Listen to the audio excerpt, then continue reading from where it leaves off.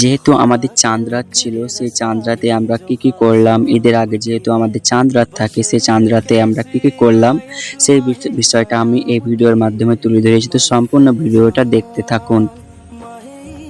So hey guys, আপনাদের সবাইকে আমার চ্যানেলে স্বাগতম। তো যেহেতু আমাদের চাঁদ রাত ছিল, তো চাঁদ রাতে আমি মেহেন্দি পরাবো কাকে, আমার দাদার মেয়েকে। যেহেতু আমি ছোট থেকেই একটু আধটু মেহেন্দি পরাতে জানি, তো ঈদে আমি ঘরে ছিলাম না, তো ঈদে কাউকে মেহেন্দি পরিয়ে দেয়নি। তো আমার দাদার মেয়ে বলছিল কাকু আমাকে মেহেন্দি পরিয়ে দাও। তো তাকে মেহেন্দি পরার জন্য আমি বসে গেছি এখানে। তো খুব একটা পারি না, যে যতটুকুই পারি ততটুকুই দিয়ে দেয়, কারণ এখানে ওখানে গিয়ে সবার কাছে যায় মেহেন্দি দেওয়ার জন্য, তো কেউ দিয়ে দেয় না, অবহেলা করে।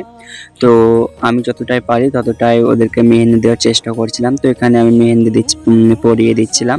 তো মেহেন্দি পরিয়ে দিয়েছি, এখানে ফুল এটা আমি তোমাদেরকে দেখাবো। তো চাঁদ রাতে আমরা কি করলাম, মেহেন্দিটাই পরাচ্ছিলাম এখানে।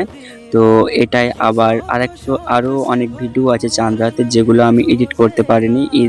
যেহেতু আমাদের ঈদে অনেক কাজ থাকে, সেই কাজের জন্য আমি এডিট করতে পারিনি। সম্পূর্ণ ভিডিওটা তোমাদের সঙ্গে আমি একটু একটু করে তুলে ধরবো। তো আপনারা বলতেই পারেন কি, যেহেতু আপনি ছেলে হয়ে কেন মেহেন্দি পরাচ্ছেন। দেখো, যার যেটা ইচ্ছা, আমি প্রথম থেকে কিন্তু মেহেন্দি পরাতে একটু আধটু জানতাম আর কি, তো সেটাই আর কি তুলে ধরলাম তোমাদের সঙ্গে। তো ছেলে বলে মেটার করে না, অনেক অনেক জায়গায় ছেলে মেকআপ আর্টিস্ট আছে যিনারা কিন্তু মেহেন্দি পরায়।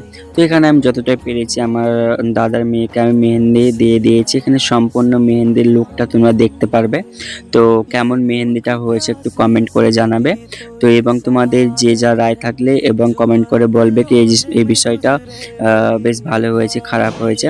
তো কে কি বলে না বলে তাতে আমার কোনো যায় আসে না, যেহেতু আমি মেহেন্দি পড়াই, মানে ছোট থেকে আমার মেহেন্দি পড়া মানে আর কি স্কুলে মানে একটু আধটু পড়তাম, তো সেখান থেকে আমার মেহেন্দি পড়াটা হয়ে গেছিলো। তো এটা হচ্ছে ডান হাত, তো ডান হাতে মেহেন্দিটা তোমাদের সঙ্গে শেয়ার করলাম, কেমন হয়েছে একটু দেখে বলো।